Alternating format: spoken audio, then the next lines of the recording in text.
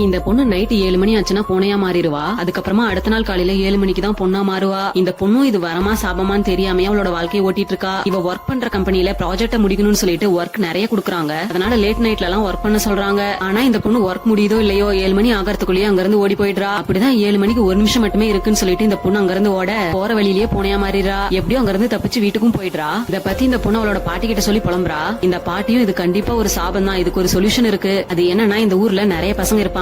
ஆனா உனக்கு ஒரு பையனை பிடிச்சிருக்கும், அவங்க கொடுக்குற ஃபர்ஸ்ட் முத்தத்துல தான் உனக்கு சாபம் போகும்னு சொல்றாங்க. இவளுக்கு இவ வேலை செய்யற கம்பெனியோட பாச தான் ரொம்ப பிடிக்கும். அதனால அவனுக்கு முத்தம் கொடுத்தா சாபம் போயிரும்னு சொல்லிட்டு ட்ரை பண்றா. அவனும் டக்குன்னு கண்ண முழிச்சு இங்க என்ன பண்ணிட்டு இருக்க, ப்ராஜெக்ட் ஒர்க் எல்லாம் முடிஞ்சிச்சான்னு சொல்லிட்டு கேக்குறான். இந்த பொண்ணும் ஏதேதோ சொல்லிட்டு சமாளிச்சுட்டு வெளியே வந்துடுறா. இப்ப இந்த பொண்ணு பாட்டிக்கு கால் பண்ணி நடந்த எல்லாத்தையும் சொல்ல, அவங்களும் நீ ஏதோ ஒரு பையனுக்கு எல்லாம் போய் கொடுக்க கூடாது, உனக்கு அந்த பையனை பிடிக்கணும், அந்த பையனுக்கு உன் மேல லவ் இருக்கணும், இப்ப கொடுத்தா மட்டும்தான் உன்னுடைய சாபம் போகும் அப்படின்னு சொல்றாங்க. இப்ப இந்த பொண்ணுக்கு ஒரு ஐடியா வருது. பூனைனா எல்லாருக்கும் பிடிக்கும்னு சொல்லிட்டு பூனையா மாறி அவனோட கார் பக்கத்துல போய் உட்காந்துக்கிறா. இங்கதான் ட்விஸ்டே, இவனுக்கு பூனைனாவே பிடிக்காதான். பூனையை பார்த்தா அலர்ஜியா, அங்க இருந்து பயந்து ஓடிடுறான்.